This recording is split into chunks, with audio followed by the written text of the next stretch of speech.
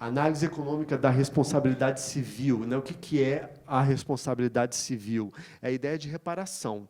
Se você teve um ilícito civil, algo aconteceu que te gerou alguma queda de bem-estar, você tem que ser ressarcido por aquilo. Isso é a responsabilidade civil. Se alguém bate no seu carro, a pessoa que bateu, que deu causa àquilo, vai ter que te ressarcir naquele ponto. E tem toda uma análise econômica também por trás da responsabilidade civil, né? A responsabilização civil, ela tem que acontecer de maneira que eu internalize os efeitos negativos de quem está praticando aquele ilícito civil, para inibir a pessoa de praticar aquilo. Pensem numa situação de uma firma que está colocando um produto com vício para o mercado.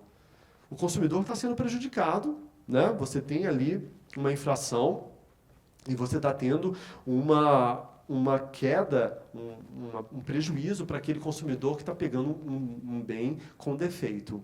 Como é que eu evito a empresa de fazer isso? Eu tenho que fazer com que ela internalize aquele problema que ela está gerando para o consumidor.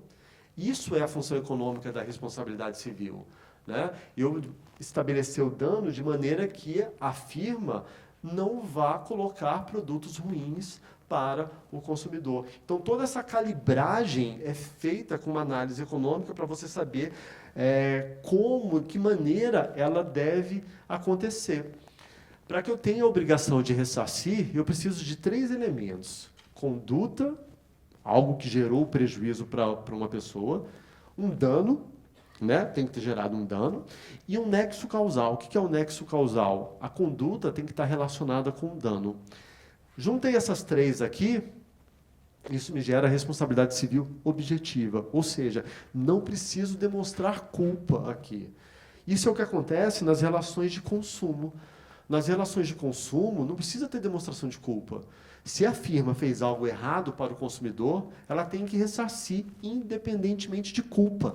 E isso é feito dessa maneira por quê? Porque se eu tiver que fazer com que o consumidor demonstre a culpa da empresa, ele não vai conseguir nunca. E daí aquele dano nunca vai ser ressarcido e você construiu a matriz institucional que vai estar beneficiando firmas que não estão tomando conta a contento do que deveriam da sua produção. Agora, eu tenho situações que eu preciso ter a culpa do agente junto. Então, além desses 3 elementos, eu preciso da culpa. Juntando isso tudo, é o que a gente tem na responsabilidade civil subjetiva, que é muito na questão dos médicos, né? Se o médico fez algum erro, ele está operando alguém, essa pessoa morreu, o médico vai ter que responder por aquilo se ele tiver culpa, se ele fez alguma coisa errada. Agora, se a pessoa morreu sem ser culpa do médico, não. Então, por isso que aí, nesse caso, a culpa é importante, né? E isso tem toda também uma diferença no mercado. A gente cita sempre a questão dos Estados Unidos, porque uma das explicações dos serviços de saúde nos Estados Unidos serem muito caros é justamente porque os danos lá são muito altos e são concedidos de uma maneira disseminada. Então, acaba que os médicos todos, para poder clinicar, operar, eles têm que fazer um seguro, porque eles estão muito sujeitos a ter que a pagar potenciais danos. E o fato de todo médico ter que ter esse seguro é uma das explicações que encarece o serviço de saúde nos Estados Unidos. Por outro lado, aqui no Brasil, as indenizações são tidas como baixas, né? E isso você gera uma repercussão no mercado de que você não tem que tomar tanto cuidado nos serviços e bens que são oferecidos para os consumidores. Então, notem como que isso tem reflexo, a maneira como isso é desenhado tem um reflexo em como a sociedade vai se portar, né? Como que os incentivos que você está colocando para a sociedade. Depois, uma outra área que a gente utiliza bastante análise econômica é na área de crimes e penas. E aí o objetivo econômico de eu analisar o processo penal é eu tentar minimizar os prejuízos sociais causados pelo crime. Além de minimizar os prejuízos sociais, também tentar dissuadir a prática daquele crime. E aí eu tenho uma aplicação forte da economia por trás disso, para eu escolher qual tipo de pena, qual pena é mais apropriada para aquela dissuasão, né? Pensando sempre nos custos econômicos daquilo. E e considerar todos os prejuízos sociais do criminoso, da prática do crime, para estabelecer maneiras de dissuadir. Quando eu faço essa analogia da economia, essa aplicação da economia para dentro do crime, eu faço a pena ser equivalente ao preço. Então, num bem, no mercado normal, eu tenho essa curva de demanda aqui, né? Preço, quantidade. Quanto menor o preço, mais as pessoas vão querer daquele bem. Se o preço for alto, menos as pessoas vão querer daquele bem. Pego esse preço e transformo em sanção, que é a minha punição esperada. Aqui a quantidade do bem, aqui vai ser a quantidade de crimes. Né? Então, quanto menor for a punição esperada, maior a quantidade de crimes praticados. Quanto maior a punição esperada, menor a quantidade de crimes. Essa aqui é a lei da dissuasão, né? A aplicação direta da economia no processo penal. E aí uma questão importante é saber o que é essa punição esperada. A punição esperada é a punição efetiva para o criminoso.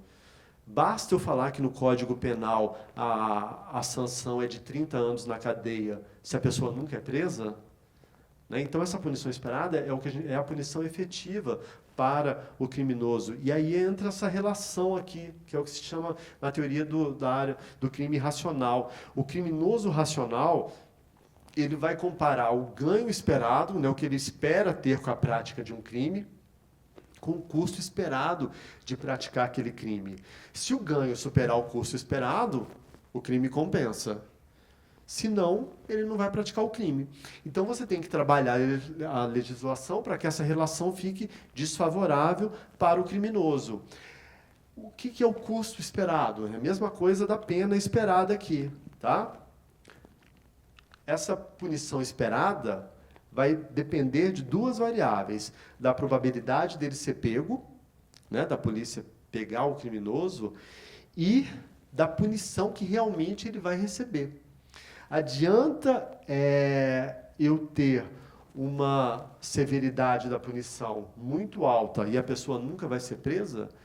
Se a pessoa nunca for presa, isso aqui é zero. Pode ter lá 30 anos de prisão. 30 vezes zero é zero. Ou seja, o custo esperado não é nada. Então, essa relação tem que ser muito bem calibrada, porque senão você não está desincentivando a prática do crime. Eu tenho que ter essas duas coisas muito bem feitas. Caso contrário, o custo esperado vai ser baixo, né? E vai valer a pena a prática do crime. Então, tudo isso é estudado, né, na análise econômica do crime e das penas. Muito mais que isso, né? Isso é só, de novo, uma pílula do que se estuda na análise econômica do crime e das penas.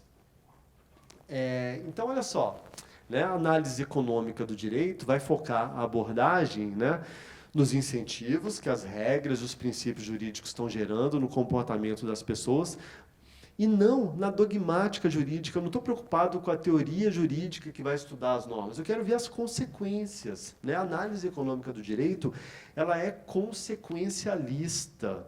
Ela reforça esse efeito que o direito, que o ordenamento jurídico está gerando na sociedade. E essa abordagem consequencialista foi muito discutida atualmente, né? Por meio da alteração na Lei de Introdução às Normas do Direito Brasileiro, a LINDB, né? Na reforma, na mudança dessa lei que aconteceu no ano passado, se colocou lá no artigo 20, olha só isso aqui, nas esferas administrativa, controladora e judicial, não se decidirá com base em valores jurídicos abstratos, sem que sejam consideradas as consequências práticas da decisão. Ou seja, é exatamente uma abordagem consequencialista que passou a se exigir de todo mundo que está tomando uma decisão, seja na esfera administrativa, seja na esfera judicial. Houve muito debate, muita crítica, a matéria está judicializada, né, está no Supremo, ainda não houve deliberação sobre isso, mas o fato é esse, a importância das consequências. Né, eu tenho que pensar na consequência do ordenamento jurídico, e isso foi levado para dentro da legislação. Falta o Supremo se pronunciar, né, se vai continuar ou não valendo isso daí. Bom, uma última coisa que eu queria tratar com vocês é que a gente está falando a todo momento como que as leis moldam o comportamento das pessoas, né, incentivando cooperação ou conflito. E como que então eu faço melhores leis, né? Como que eu consigo melhorar o desenho das normas para que elas coloquem os incentivos corretos para a sociedade. E esse é um movimento que não é só preocupação aqui no Brasil. No Brasil ainda, na verdade, ainda bem incipiente. Incipiente não, enfim, agora tem várias iniciativas, mas já é um movimento mais antigo nas nações desenvolvidas, né, que é esse movimento chamado de Better Regulation.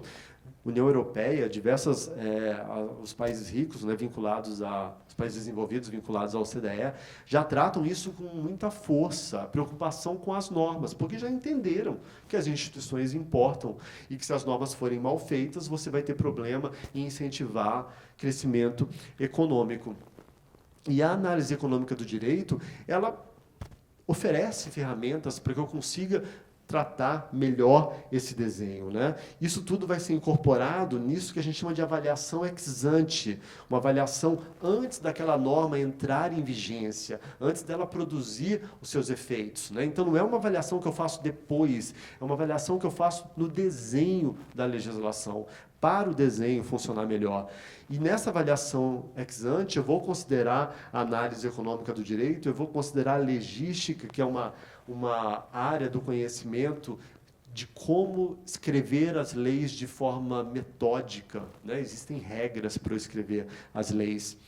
E vou considerar também a economia comportamental, que eu vou comentar daqui a pouco, que é uma área que mostra para a gente que, em vários momentos, as pessoas não seguem uma racionalidade conforme a premissa da economia. Elas têm uma racionalidade limitada. Então, eu tenho que considerar também nessa avaliação ex ante esse comportamento das pessoas, como que as pessoas se comportam, às vezes, sem serem racionais. Tá? Essa avaliação ex ante tem diversas metodologias. No legislativo aqui, no Brasil, a gente chama de avaliação de impacto legislativo. Você tem avaliação de impacto regulatório. A Casa Civil lançou guias de avaliação ex ante, análise ex ante, né, que, teoricamente, todo o governo deve seguir. Está tendo um esforço enorme no governo, desde o ano passado, desde 2 anos atrás, para que isso seja realmente efetivado, essa avaliação ex ante de todas as regulações, de todas as normas. Avaliações de impacto, a União Europeia tem guias enormes sobre isso. Enfim, então tem diversas metodologias, mas todas elas são para que a gente trabalhe essa avaliação a priori, para eu tentar prever os efeitos da legislação antes daquilo realmente entrar em vigência e, às vezes, gerar efeitos negativos. Tá? Na hora que eu faço uma daquelas metodologias, que é a avaliação de impacto legislativo, eu tenho alguns passos que eu deveria seguir e que às vezes parecem até bobos, mas esses passos fazem com que a gente deixe de gerar ações ruins para a sociedade. Primeira coisa, a definição clara do problema que eu quero enfrentar com aquela proposição.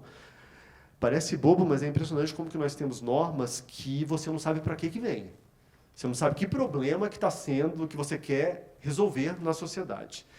Você precisa ter um objetivo claro, esse objetivo tem que estar vinculado ao problema que você quer resolver. Você precisa pensar em opções, né? Para todo problema que eu tenho, eu preciso pensar em alternativas. Para tudo tem mais de uma alternativa. Então vamos tomar conta para que a gente pense em várias, porque se eu pensar em várias, eu consigo escolher a melhor. Tenho que verificar o arcabouço jurídico para todas as opções, porque não adianta nada também eu ter uma opção que eu acho fantástica, mas que é inconstitucional, a menos que eu queira modificar a Constituição, né? Depois, uma parte que quase nunca é feita, pensar nos impactos econômicos e sociais daquelas opções. É o que vai acontecer na sociedade, tentar antever aquilo, e para isso eu tenho várias maneiras de atuar, né, qualitativa, quantitativamente, várias maneiras de tentar mensurar esses impactos econômicos e sociais. No final, fazendo tudo isso aqui para todas as opções, eu consigo comparar e aí eu consigo escolher a melhor opção. Então, assim, é simples, pode ser, e já me ajuda a evitar que o Estado faça muita besteira. se eu seguisse esses passos básicos aí, tá? Claro que uma avaliação de impacto regulatório pode ser extremamente complexa, dependendo da regulação, tem que ser complexa mesmo. Mas só fazendo esses passos básicos, eu já consigo evitar muita coisa errada de ser feita. Bom, aí só como contra-exemplo, né? Enquanto isso, no Rio de Janeiro, isso foi uma notícia de ontem. Supermercados do Rio terão que oferecer lupas para clientes enxergarem os rótulos. E isso foi aprovado na Câmara Municipal do Rio de Janeiro. Isso foi ontem, tá? Notícia de ontem, 17 de setembro de 2019. E daí você pensa, ainda não virou lei porque está esperando a sanção do prefeito. Não sei se o prefeito vai sancionar ou não.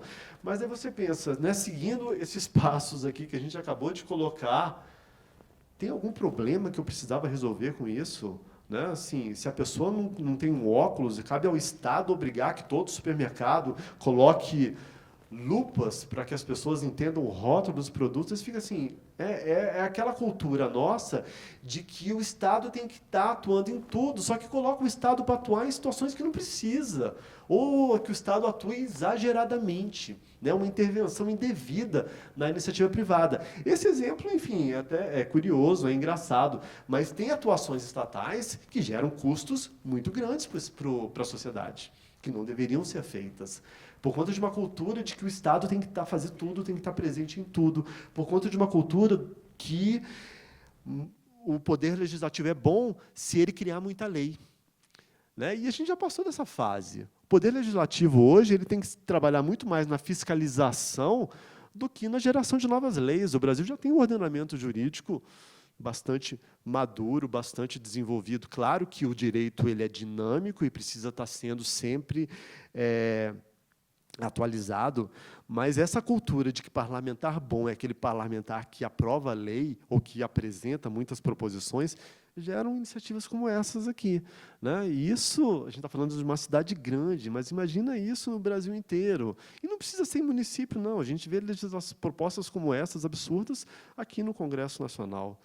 É isso que a gente tem que tentar evitar e mostrar que várias atuações do Estado geram custos indevidos para a sociedade, sem resolver problema nenhum. Não existia demanda da sociedade para aquilo.